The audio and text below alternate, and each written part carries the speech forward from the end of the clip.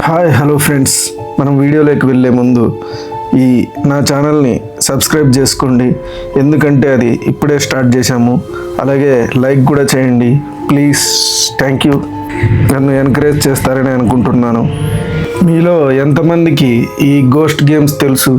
అంటే bloody Mary, వైజా, lift, ఇలా చాలా గేమ్స్ ఉంటాయి. వీటి గురించి మీరు వినే ఉంటారు. కాకపోతే ఇది మేము కూడా విన్నామన్నమాట. ఒకరోజు నేను నా ఫ్రెండ్స్ కొంతమంది అయితే ఇది ఆడాలని ఉంటుంది, కానీ నాకైతే ఒకరికి ఎప్పుడు భయమే వేసేది. అప్పుడే మా ఫ్రెండ్స్కి ఒకసారి యూట్యూబ్లో ఒక వీడియోలు చూపించాను ఇలా గేమ్స్ గురించి. అప్పుడు వాళ్ళు మనము ట్రై చేద్దామన్నారు, కానీ నేనైతే వద్దన్నాను. ఎందుకంటే నాకు చాలా భయం. కానీ ఇంకో సైడ్ ఏంటంటే ఆతృతగా ఉంది. అది ఎలా ఉంటుంది, ఈ గేమ్ పని చేస్తుందో లేదో ఒకసారి ట్రై చేద్దామా అని ఇంకో సైడ్ కుతూహలంగా కూడా ఉండేది. కానీ ఇంకో సైడ్ మాత్రం చాలా భయం వేసేది. కానీ ఒకరోజు మాత్రం నేను మా ఫ్రెండ్స్ అందరం ఆ గేమ్ ఆడాలని అనుకున్నాం. అందుకోసం మా ఊర్లో ఒక పాత ఇల్లు ఉంటుంది, అక్కడికి వెళ్ళి ఆడదాం అని నిశ్చయించుకున్నాము.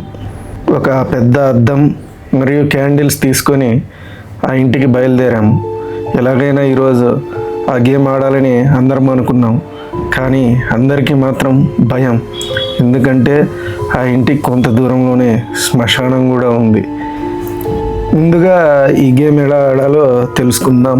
మనం ఏమిటంటే క్యాండిల్ పట్టుకొని అర్ధరాత్రి 12 గంటల నుంచి 4 గంటల మధ్యలో ఎప్పుడైనా సరే అద్దం ముందుకు వెళ్ళి 3 సార్లు bloody Mary, bloody Mary, bloody Mary అని పిలవాలి.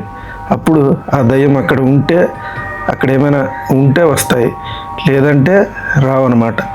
ఒకవేళ నిజంగా వస్తే మాత్రం మళ్ళా bloody Mary you are free, bloody Mary you are free అని ఆ దయ్యం మంచిదైతే మనల్ని వదిలేస్తుంది, లేదంటే మన కథ అయిపోయినట్లే. అదే చివరి రోజు అనమాట. ఈ గేమ్లోకి వెళ్ళడం వరకే మనకు ఛాన్స్ ఉంటుంది. మళ్ళీ బయటికి రావాలంటే అది వచ్చే దయ్యం మీద డిపెండ్ అయి ఉంటుంది. ఇప్పుడు మేము గేమ్ మొదలు పెట్టాలనుకున్నాము, కానీ మేము మొత్తం 4 వచ్చాము. అందులో ఒక అమ్మాయి కూడా ఉంది.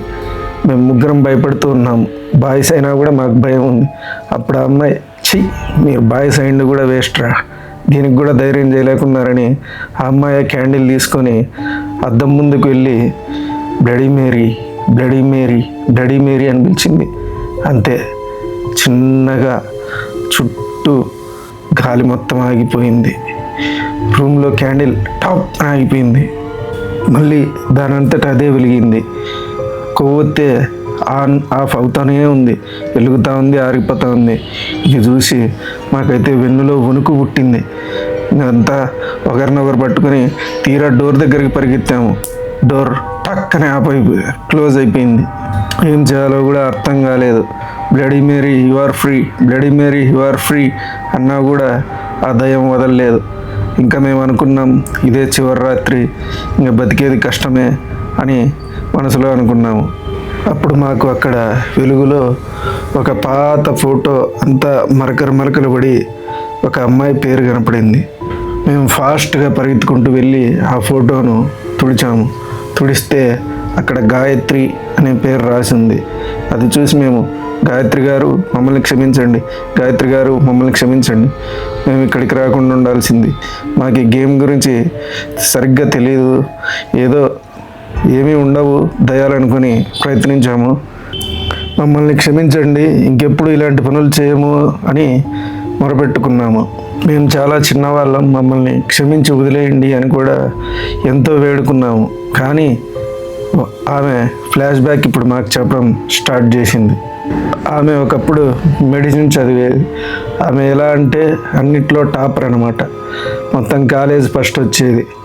ఇది చూసి తన ఫ్రెండ్ ఓర్వలేకపోయింది. అందుకు తనకు తెలిసిన ఒక చేతబడి చేసి ఆయన దగ్గరికి వెళ్ళి ఈమె యొక్క జుట్టు, డ్రెస్సు ఇవన్నీ ఇచ్చి ఈమె మీద చేతబడి చేసింది.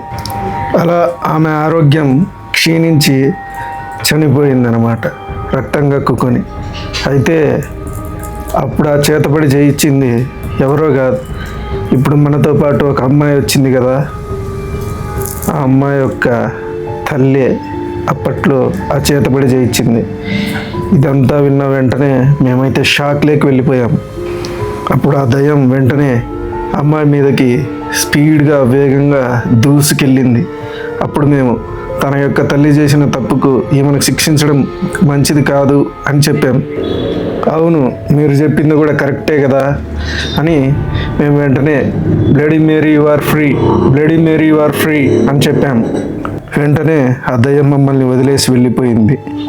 కానీ వెళ్ళేటప్పుడు మళ్ళీ ఆ అద్దాన్ని, ఆ క్యాండిల్ని ఆ అమ్మాయి తన బ్యాగ్లో పెట్టుకొని తన ఇంటికి వెళ్ళింది. అంతా నార్మల్ అయిపోయింది, ఇంకా మాకు ఎటువంటి ఇబ్బంది ఉండదు అనుకున్నాము. కానీ అక్కడే ఒక పెద్ద ట్విస్ట్ ఉంది. అదే తర్వాత రోజు రాత్రి 12 గంటలకు వాళ్ళమ్మ బాత్రూమ్కి వెళ్తూ ఉండగా ఆ క్యాండిల్ లైట్ వాటంతట అవే వచ్చాయి. క్యాండిల్ దీపం ఆటోమేటిక్గా వెలిగింది.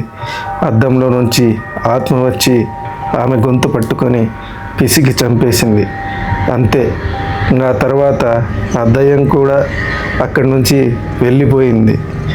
పోతూ పోతూ ఎవరిని ఊరికే ఇబ్బంది పెట్టి చంపమాకండి, అలా చంపితే మీకు కూడా అదే జరుగుతుంది అని చెప్పి వెళ్ళిపోయింది.